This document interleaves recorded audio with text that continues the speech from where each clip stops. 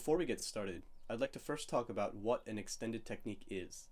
An extended technique in music is any unconventional, unorthodox, or non-traditional method of singing or playing a musical instrument.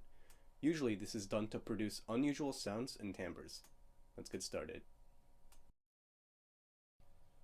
The first technique that we'll be covering will be the growl, also called flutter tonguing. To perform the growl, you need to vibrate your tongue like this.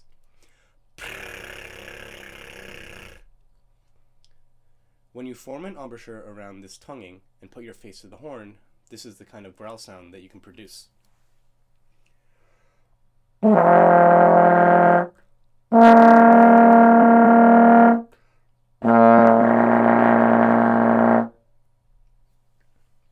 After doing this, you can move the slide around and add in glissando while flutter tonguing for that cool effect that you're going for.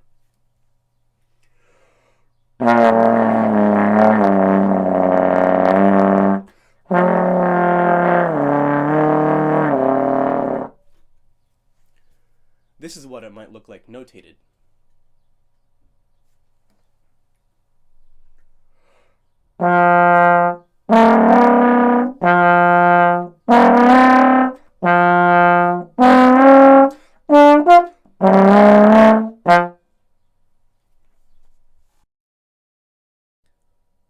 The Doppler effect is a term in physics that describes how a sound might change in pitch if the source of sound is moving to or away from you. The change in pitch can be replicated on the trombone by combining two elements. First, a glissando up and down.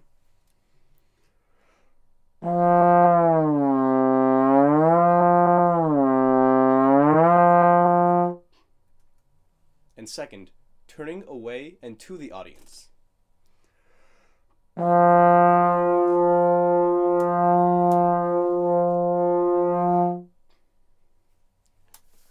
The key is to line up the motion of the slide with the turn so that when facing the audience, the trombone is in first position, and when facing away from the audience, the trombone is in a lower position.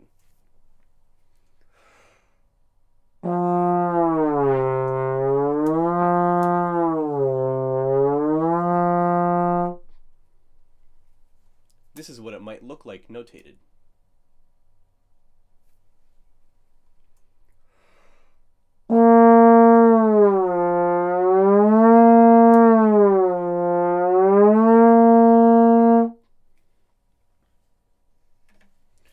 Unfortunately, on a video, this effect is diminished, so you'll just have to take my word for it. Instrument modification is a technique referring to any physical change that you make to the instrument to change its timbre or sound. Be sure to take extra care when modifying the instrument so that you don't damage any part of it. One example of this would be removing the tuning slide of the F attachment to produce a slightly airy sound when you move in and out of the F attachment. This one is my F attachment.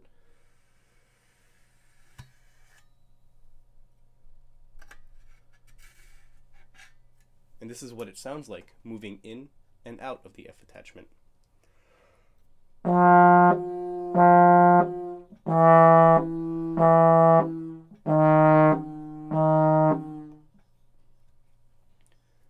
This is what it might look like notated.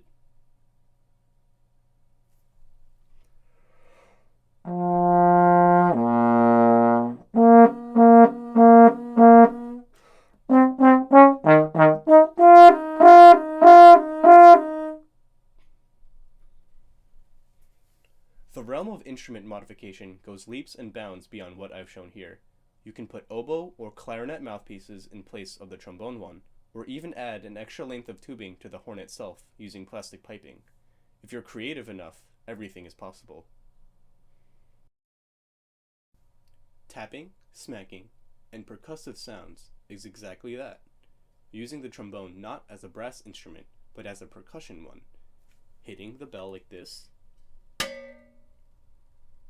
tapping the inside of the horn like this, or pulling the slide in very quickly like this, can all produce different sounds that you can incorporate into a performance. You can even do something like this with a mouthpiece. But be very careful with that, because if done too many times or too hard, you might get it stuck.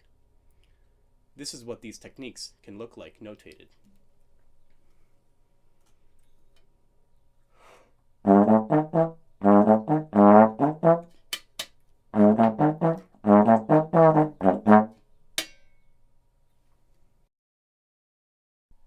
Indiscriminate episodes, or boxes, are not so much of an extended technique, but rather an odd sort of notation. This way of notation gives much more freedom to a player, not restricting them to tempo.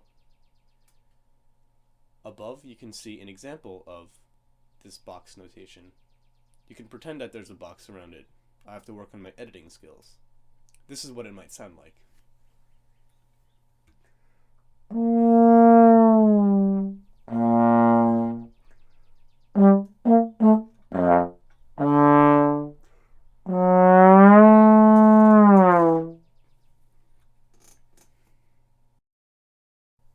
Please keep in mind that I've only scratched the surface of extended techniques on the trombone. There are many, many more, such as multiphonics, that I did not cover and, quite frankly, am unable to play myself. Be sure to check out contemporary trombone works if you're interested in this kind of playing. Thanks for watching.